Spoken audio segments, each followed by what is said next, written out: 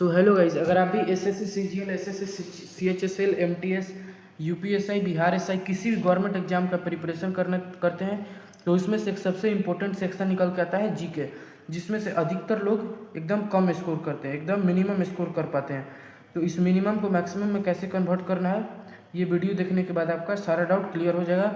और ये वीडियो अंत होते होते आपको एक रोड मैप मिल जाएगा कि आपको SSC GK as a beginner आपको कैसे कंप्लीट करना है। अगर आप प्रो भी हैं, पहले से जानते भी हैं, तो फिर भी मैं आपको कुछ ऐसे टिप्स दूंगा जो आपको काफ़ी हेल्प करेगा। और वीडियो के लास्ट में मैं आपको 5 ऐसे इंपॉर्टेंट टिप्स बताऊंगा जो आपके जीके को मार्क्स को इन्हेंस करने में काफ़ी हेल्प करेगा।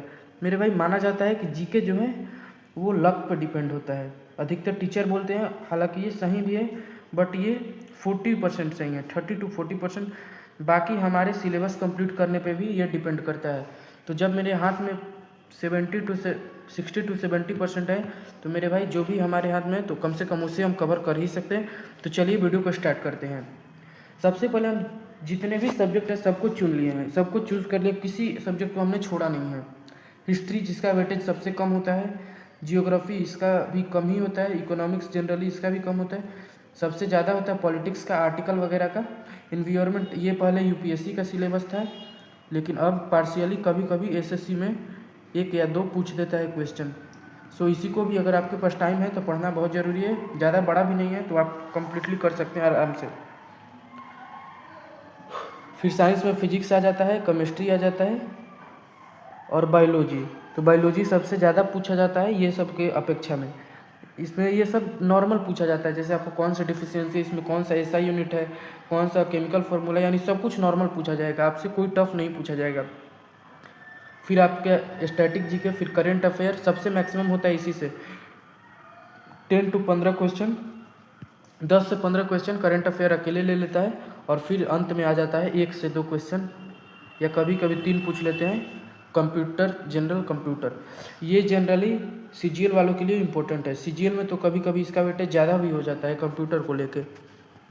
तो हम ये देख चुके कि हमें कौन कौन सा सब्जेक्ट कंप्लीट करना है। चलिए अब बारी बारी से देखते हैं कि कौन कौन सब्जेक्ट को कहाँ से पढ़े, ताकि हमारा सोर्स एकदम तगड़ा बना रहे और हम कंसेप्ट की तरह एकदम समझ जाए, जिसे हम कभी भूल ना पाएँ। तो चलिए स्लाइड में आगे बढ़ते हैं। मिडाइवल और मॉडर्न तीनों का प्रिपरेशन आपको करना है RWA से। RWA का नायक बैच है, फ्री ऑफ कॉस्ट है यूट्यूब पर। मैं स्क्रीनशॉट लगा दे रहा हूँ, ऐसा नहीं है कि फ्री है तो कुछ भी छूटा है। छूटा कुछ नहीं है भाई। नवीन सर कैसे पढ़ाते हैं वो तो आप सब लोग जानते हैं, नवीन सर, और वो एकदम फ्री ऑफ कॉस्ट। उनका टोटल नायक बैच में टोटल चीज़ कवर है, history, polity, geography, economics, bio, physics, chemistry, static GK. पर यहाँ डाउट ये आता है कि यहाँ अधिकतर बच्चे ऐसे होंगे जिनको थोड़ा अच्छे से समझना, आई मीन कॉन्सेप्चुअल, जो आगे चल के यूपीएससी, स्टेट पीसीएस का एग्ज़ाम भी देना चाहते हैं।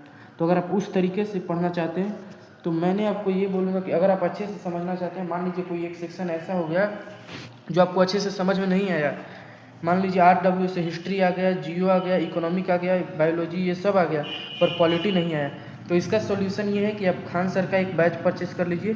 खान सर के एक सब्जेक्ट का बैच है 300 रुपया, 300 रुपया, रिकॉर्डेड एंड लाइव दोनों होता है। कोई सा भी आप परचेस कर सकते हैं मात्र 300 में। मान लीजिए पॉलिटी भी आ गया, हिस्ट्री नहीं आया तो हिस्ट्री का परचेस कर लीजिए, जियोग्राफी नहीं आया तो जियोग्राफी का कोई 1 या 2 आपको जो नहीं आए तो ये तगड़ा सोर से कर लीजिएगा। अब आपको पढ़ना कैसे है वो बता दे रहा हूँ। तो मान लीजिए आप खान सर का बैच से पढ़ें, तो खान सर के बैच से पढ़े तो आपको पहले करना है खान सर के शॉर्ट नोट्स बनाना है खुद पे। पीडीएफ से मेरे भाई कभी नहीं पढ़ना है। अगर आपके पास टाइम कम है, एग्जाम है जल्दी, तो आप पीडीएफ से पढ़ सकते हैं, लेकिन अगर आपके पास सफिशिएंट टाइम है तो आप उसको हर सेक्शन का अलग अलग कॉपी बनाएं और उसको मल्टीपल टाइम रिवीजन करें। मल्टीपल टाइम रिवीजन करके, और एक बुक आता है लूसेंट, लूसेंट को यूज कर सकते हैं। अगर मान लीजिए आप कहीं भी जा रहे हैं तो आप इतने सारे कॉपी लेके जाएंगे नहीं, तो आप लूसेंट को यूज इसलिए कर सकते हैं ताकि इसमें रिवीजन कर सकते हैं। और रिवीजन में भी आप कर सकते हैं, पिंक बॉक्स में जो होता है वो थोड़ा इंपॉर्टेंट होता है, तो पिंक बॉक्स वाले पे ज़्यादा ध्यान दीजिएगा। और आपको खुद के शॉर्ट नोट्स को ज़्यादा प्रीफर करना है। और एज अ रिवीजन अगर आपका वो कंप्लीट हो जाता है तो आपको लूसेंट पे थोड़ा ध्यान दे देना है। लूसेंट को मेरे भाई डायरेक्ट नहीं पढ़ना है, क्योंकि थोड़ा बोरिंग होता है, तो समझना काफ़ी हार्ड हो जाता है, और टॉपिक वाइज स्टार्ट नहीं किया गया है, जैसे मन तैसे स्टार्ट कर दिया गया है, तो आपको थोड़ा प्रॉब्लम हो सकता है। तो अब आपको ये समझ में आ गया होगा, तो चलिए आगे बढ़ते हैं। अब VVI कैसे टिक करना है एग्जाम के टाइम।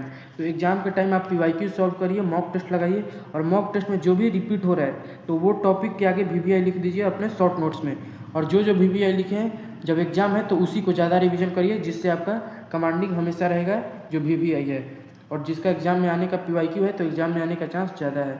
तो आप ऐसे करके ये स्ट्रेटजी अपना सकते हैं। तो चलिए अब नेक्स्ट सब्जेक्ट की बात करें। तो अब हमारा सब्जेक्ट आता है करेंट अफेयर। करेंट अफेयर कैसे पढ़ना है, तो चलिए इसकी बात करते हैं। मेरे भाई, आप करेंट अफेयर के लिए कोई सा भी एक चैनल प्रीफर कर सकते हैं अपने अकॉर्डिंग। मंथली आप करेंट अफेयर कभी ना पढ़ें मेरे भाई।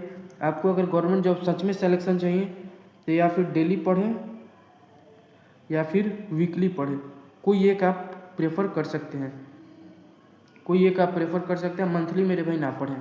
और मैं ये सजेस्ट करूँगा कि मेरे भाई कुछ लोग जो अखबार होते हैं, जो न्यूज़पेपर आते हैं, उसके कर को उसको हाईलाइट कर करके और चारों ओर चिपका लेते हैं, वो काम कभी ना करें। और पेपर से कंप्लीट करने से करंट अफेयर अच्छा नहीं होता मेरे भाई। कोई एक चैनल सेलेक्ट करिए और उस चैनल के हेल्प से आप करंट अफेयर कंप्लीट करिए। और करंट अफेयर को लेकर मैं एक और सजेशन देना चाहूँगा कि मान लीजिए अभी आप एक कॉलेज में हैं, किसी भी गवर्नमेंट एग्जाम की प्रिपरेशन कर रहे हैं, तो अभी आप करंट अफेयर ना पढ़ें। करंट अफेयर उसको पढ़ना चाहिए जिसका एग्ज़ाम अगले 1 साल में है, 1 या 1.5 साल में है, तो उसको करंट अफेयर पढ़ना चाहिए। अगर आप अभी से किसी एग्ज़ाम को टारगेट कर रहे हैं और वो फ्यूचर में 3 या 2 साल बाद है, तो अभी आप करंट अफेयर्स को ना टारगेट करते हुए जो जनरली स्टैटिक जीके और सब्जेक्ट है उन पे ध्यान दें। लेकिन जिसका जॉब है, अभी आगे चल के एग्ज़ाम है, तो वो करंट अफेयर पे एकदम फोकस रहें। तो चलिए बात करते हैं कुछ 5 ऐसे इंपॉर्टेंट टिप्स के, जिसके बाद आपका जीके मार्क्स एकदम कम्प्लीटली इन्हेंस होगा। और मेरे भाई यहाँ पर एक और बात मैं आपको बता देना चाहूँगा कि मेरे भाई 1 लाइनियर के चक्कर में कभी मत रहिएगा। अगर 1 लाइनियर से आज सिलेक्शन हो रहा होता तो कितनों का हो जाता, क्योंकि 1 लाइनियर मेरे भाई अधिकतर लोग यही गलती करते हैं, कॉपी खरीद लेंगे, बुक खरीद लेंगे, 3000 से 5000 ऑन 1 लाइनियर बस रटते रहेंगे, बट कोई फ़ायदा नहीं होगा। पहले आपको कॉन्सेप्ट क्लियर करना है टॉपिक से, फिर उसके बाद PYQ लगाइएगा। आप खुद आके इस वीडियो पे थैंक्स बोल के जाएंगे। तो चलिए बात करते हैं 5 ऐसे इंपॉर्टेंट टिप्स की जो आपके मार्क्स को इम्प्रूव करने में हेल्प करेगी। तो देखिए, सबसे पहला टिप्स ये है हमारा कि जीके में आपको बिल्ड करना है कॉन्सेप्ट बिल्ड करके चलना है। कॉन्सेप्ट या फिर read like a story, read like a story. मेरे भाई कुछ भी पढ़िए, आप जीके पढ़िए, हिस्ट्री पढ़िए, पॉलिटी पढ़िए, आप उसे एज अ कॉन्सेप्ट समझने की कोशिश करिए, क्योंकि मेरे भाई जब समझ जाएंगे वैसे तो फिर आप उसे कभी भूल नहीं पाएंगे। और दूसरा टिप्स ये है मेरे भाई कि वीकली रिवीजन करते रहना है। वीकली अगर पॉसिबल हो तो 2 दिन पे आपको रिवीजन एकदम नेगोशिएबल नहीं करना है।